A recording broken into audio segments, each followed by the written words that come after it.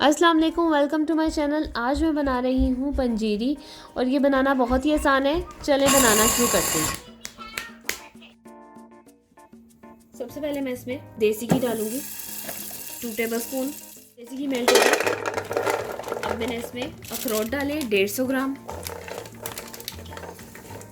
इनको फ्राई करेंगे। अखरोट जो है वो रोस्ट हो गए। अब इसे मैं एक प्लेट में निकाल दूंगी। अब इसमें मैं मज़ीद थोड़ा सा देसी घी डालूंगी। अब इसमें मैं 150 ग्राम बादाम डालूंगी, इसे भी फ्राई करूंगी। अब फ्लेम मैंने लो कर दिया, पहले मैंने हाई फ्लेम में इसे 2 मिनट के लिए फ्राई कर दिए। अब मैं इसे भी बादाम को भी एक प्लेट में निकालूंगी।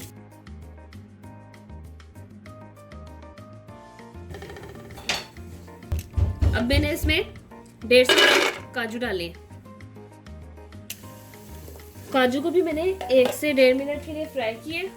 काजू थोड़े से जल्दी फ्राई हो गए हैं, तो इसे भी अब मैं निकालूंगी। 150 ग्राम अब मैं इसमें पिस्ता डाल रही हूँ, इसे भी सेम वैसे ही 2 मिनट के लिए फ्राई करना है। पिस्ता भी फ्राई हो गया, इसे मैंने 1 मिनट के लिए फ्राई किया है और ये देखें कितना अच्छा फ्राई हो गया।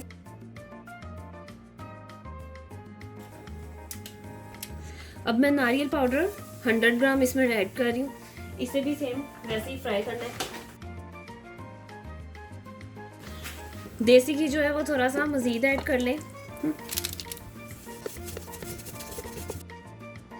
2 मिनट के लिए इसे भी फ्राई करें और फिर इसे भी मैं प्लेट में निकालूंगी।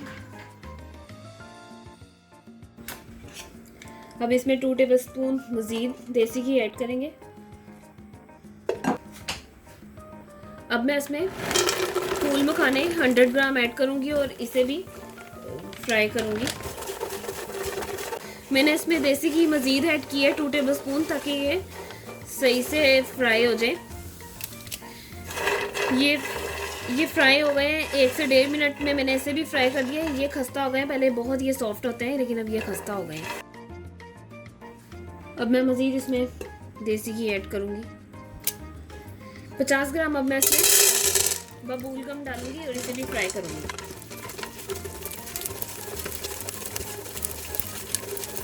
डेढ़ से 2 मिनट के लिए इसे भी फ्राई किया है और ये रेडी है। इसे भी अब मैं एक प्लेट में निकालूंगी। 50 ग्राम कमरकस डालनी है।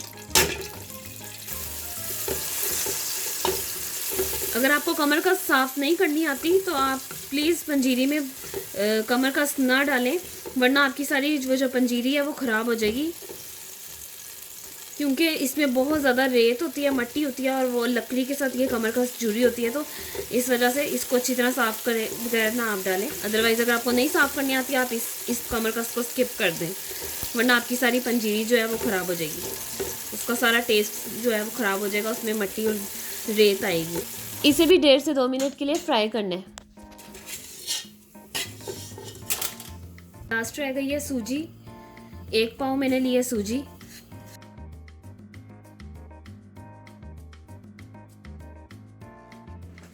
ये देखिए सूजी को मैंने 10 मिनट के लिए अच्छी तरह रोस्ट कर दिया। अब ये रेडी है और अब हम इसमें थोड़ा देसी घी मज़ीद ऐड कर देंगे।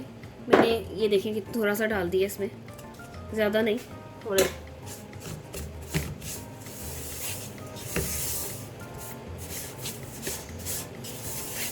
ये मैंने लो फ्लेम इस टाइम की हुई है और बस अब इसे ये सूजी जो है ये रोस्ट हो गई है। बस इसमें थोड़ा सा घी जो है वो मिक्स करेंगे और ये रेडी है। हम अलग-अलग चॉप करेंगे।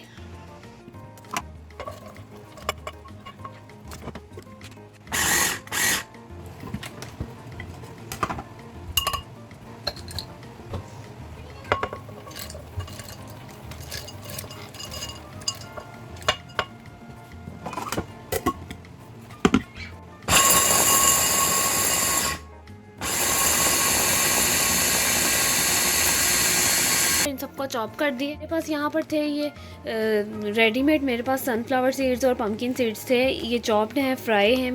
तो अगर आपके पास नहीं है, 50 ग्राम आपने लेने हैं सनफ्लावर सीड्स, 50 ग्राम आपने लेने हैं पम्पकिन सीड्स। सारी से आपको इजीली मिल जाएंगे।